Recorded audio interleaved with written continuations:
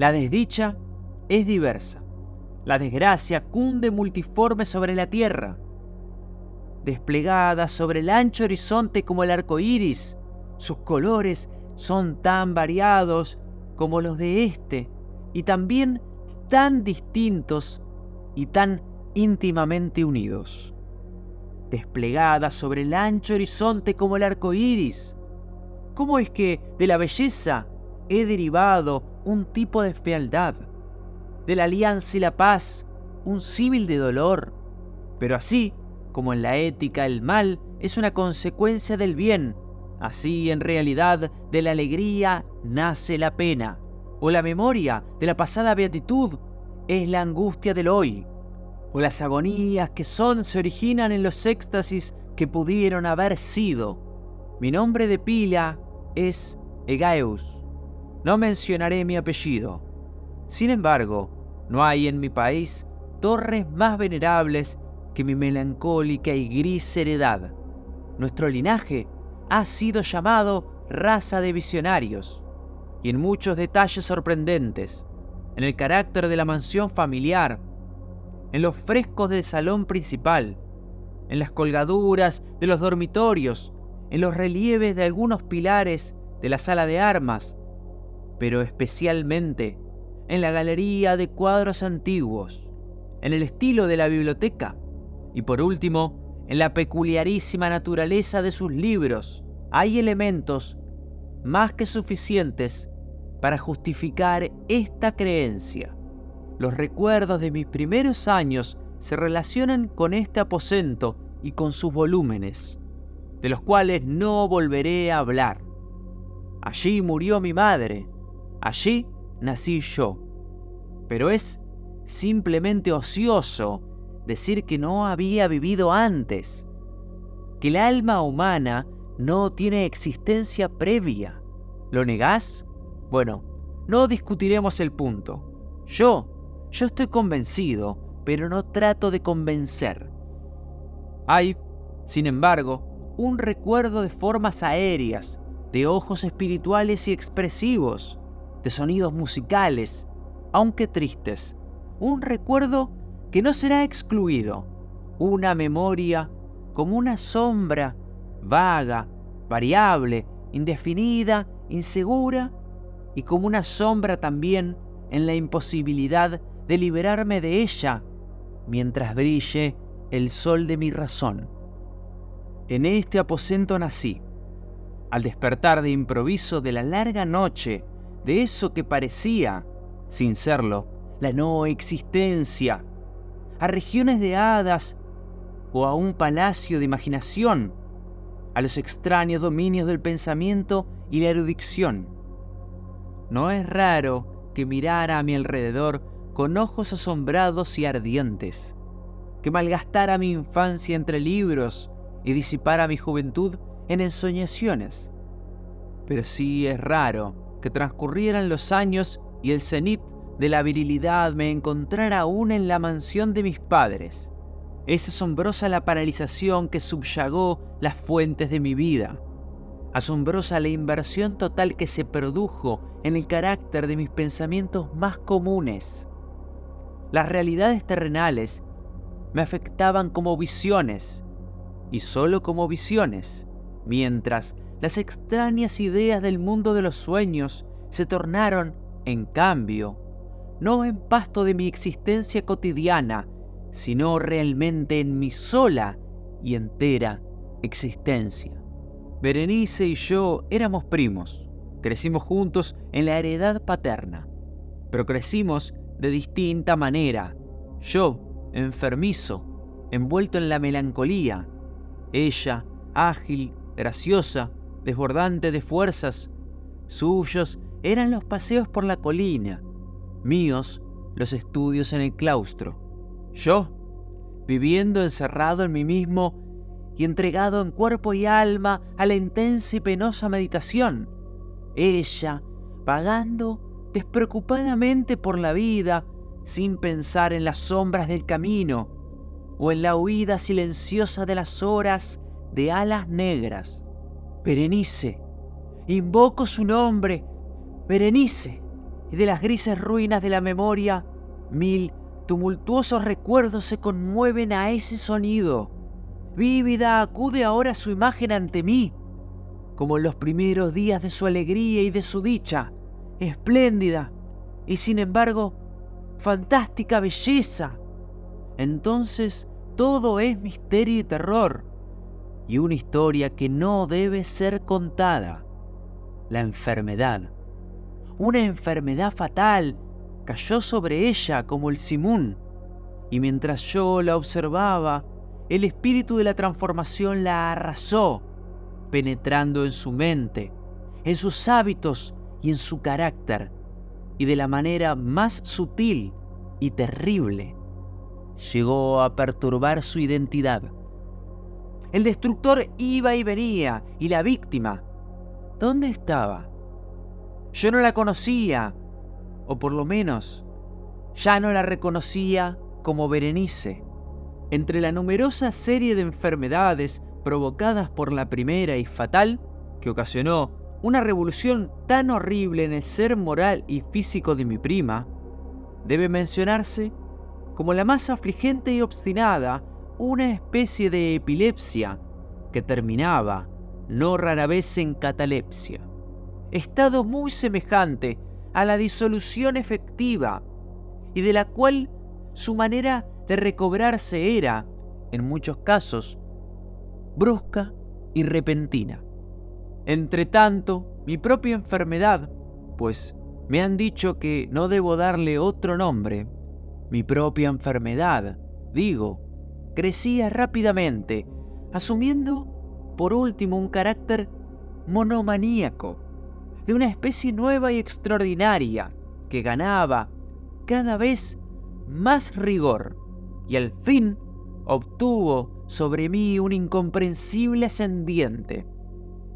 Esta monomanía, si así debo llamarla, consistía en una irritabilidad morbosa de esas propiedades de la mente que la ciencia psicológica designa con la palabra atención.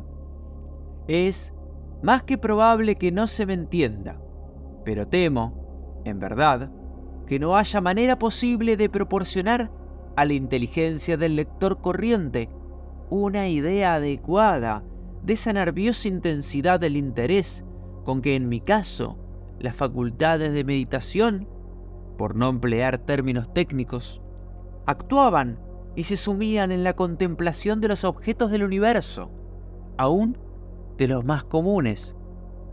Reflexionar largas horas, infatigable, con la atención clavada en alguna nota trivial, al margen de un libro o en su tipografía, pasar la mayor parte de un día de verano absorto en una sombra extraña que caía oblicuamente sobre el tapiz o sobre la puerta, perderme durante toda una noche en la observación de la tranquila llama de una lámpara o los rescoldos del fuego, soñar días enteros con el perfume de una flor, repetir monótonamente alguna palabra común hasta que el sonido, por obra de la frecuente repetición, dejaba de suscitar idea alguna en la mente. Perder todo sentido de movimiento o de existencia física gracias a una absoluta y obstinada quietud. Tales eran algunas de las extravagancias más comunes y menos perniciosas provocadas por un estado de las facultades mentales, no único, por cierto, pero sí capaz de desafiar todo análisis o explicación. Mas no se me entienda mal, la excesiva, intensa y mórbida atención así excitada por objetos triviales en sí mismos no debe confundirse con la tendencia a la meditación, común a todos los hombres, y que se da especialmente en las personas de imaginación ardiente. Tampoco era, como pudo suponerse al principio, un estado agudo o una exageración de esa tendencia, sino primaria y esencialmente distinta, diferente. En un caso, El soñador o el fanático interesado en un objeto, habitualmente no trivial, lo pierde de vista poco a poco, en una multitud de deducciones y sugerencias que de él proceden, hasta que, al final de un ensueño colmado, a menudo de voluptuosidad, el incitamentum, o primera causa de sus meditaciones, desaparece en un completo olvido. En mi caso, el objeto primario era invariablemente trivial, aunque asumiera, a través del intermedio de mi visión perturbada, una importancia refleja y real. Pocas deducciones, si es que aparecía alguna, surgían, y esas pocas retornaban tercamente al objeto original como a su centro. Las meditaciones nunca eran placenteras, y al cabo del ensueño, la primera causa, lejos de estar fuera de la vista, había alcanzado ese interés sobrenaturalmente exagerado que constituía el rasgo dominante del mal. En una palabra, las facultades mentales más ejercidas en mi caso eran, como ya le he dicho, las atenciones, mientras en el soñador son las especulaciones. Mis libros, en esa época, si no servían en realidad para irritar el trastorno, participaban ampliamente, como se comprenderá por su naturaleza imaginativa e inconexa, de las características peculiares del trastorno mismo. Puedo recordar, entre otros, el tratado del noble italiano Coelius, Secundus Curio, De Amplitudine Beati Regni Dei, la gran obra de San Agustín, La ciudad de Dios, y la de Tertuliano, De Carne Christi.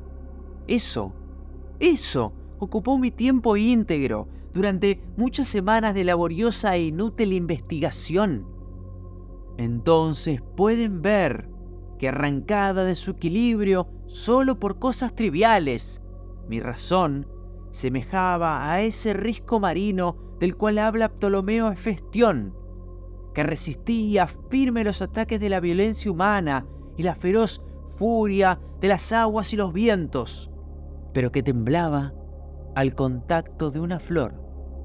Aunque para un observador descuidado pueda parecer fuera de duda que la alteración producida en la condición moral de Berenice por su desventurada enfermedad me brindaría muchos objetos para el ejercicio de esa intensa y anormal meditación, cuya naturaleza me ha costado cierto trabajo explicar, en modo alguno, era este el caso. En los intervalos lúcidos de mi mal, su calamidad me daba pena, y muy conmovido por la ruina total de su hermosa y dulce vida, no dejaba de meditar con frecuencia, amargamente, en los prodigiosos medios por los cuales había llegado a producirse una revolución tan súbita y extraña. Pero estas reflexiones no participaban de la idiosincrasia de mi enfermedad y eran semejantes a las que en similares circunstancias podían presentarse en el común de los hombres. Fiel a su propio carácter, mi trastorno se gozaba en los cambios menos importantes, pero en los más llamativos, operados en la constitución física de Berenice, en la singular y espantosa distorsión de su identidad personal, en los días más brillantes de su belleza incomparable. Seguramente no la amé. En la extraña anomalía de mi existencia, los sentimientos en mí nunca venían del corazón y las pasiones siempre venían de la inteligencia. A través del alba gris, en las sombras entrelazadas del bosque a mediodía y en el silencio de mi biblioteca por la noche, su imagen había flotado ante mis ojos y yo la había visto, no como una Berenice viva, palpitante, sino como la Berenice de un sueño, no como una moradora de la tierra terrenal, sino como su abstracción, no como una cosa para admirar, sino para analizar, no como un objeto de amor, sino como el tema de una especulación tan abstrusa cuanto inconexa. Y ahora temblaba en su presencia y palidecía cuando se acercaba. Sin embargo, lamentando amargamente su decadencia y su ruina, recordé que me había amado largo tiempo y en un mal momento le hablé de matrimonio.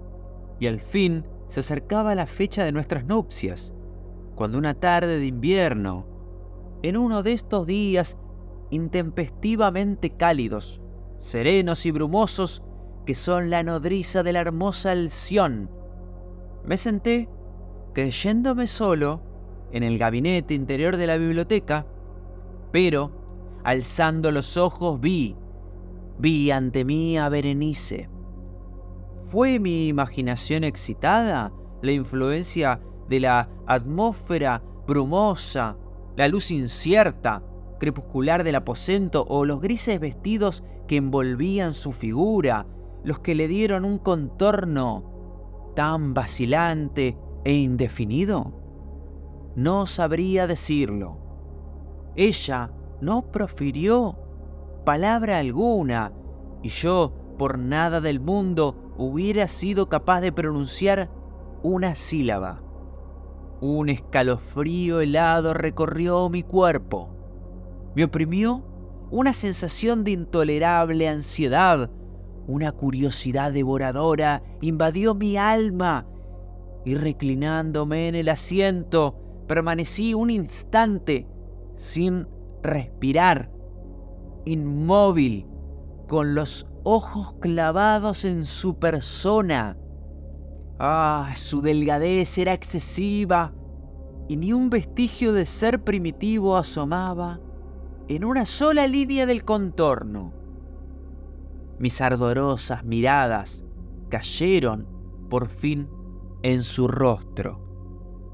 La frente era alta, muy pálida, singularmente plácida, y el que en un tiempo fuera cabello de azabache caía parcialmente sobre ella, sombreando las hundidas sienes con innumerables rizos, ahora de un rubio reluciente, que por su matiz fantástico discordaban por completo con la melancolía dominante de su rostro. Sus ojos no tenían vida ni brillo, y parecían sin pupilas. Esquivé involuntariamente su mirada vidriosa para contemplar los labios finos y contraídos.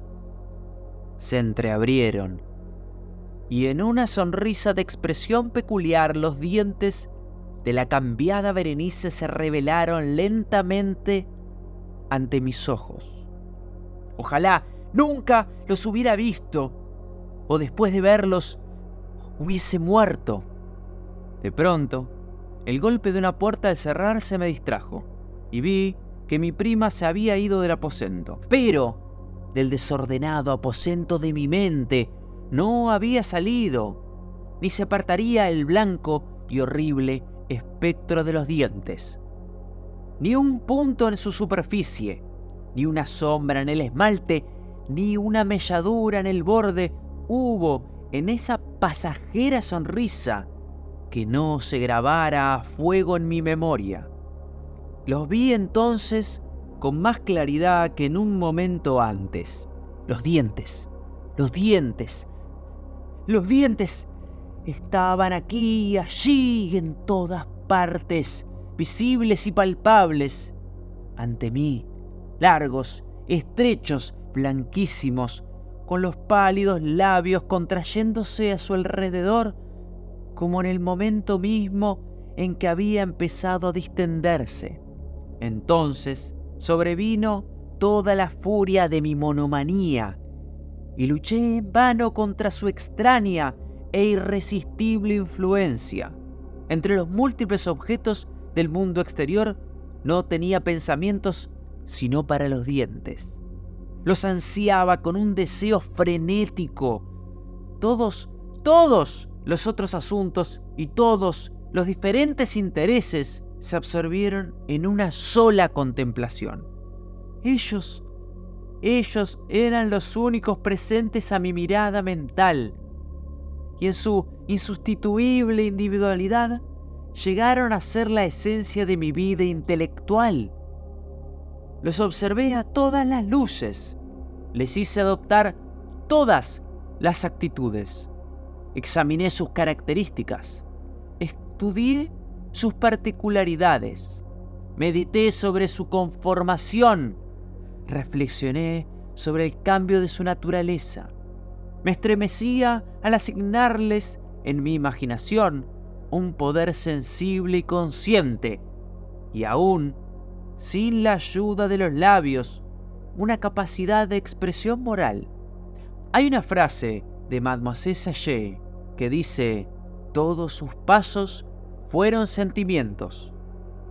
Y yo de Berenice creía con la mayor seriedad que todos los dientes eran ideas. Este fue el insensato pensamiento que me destruyó. Las ideas.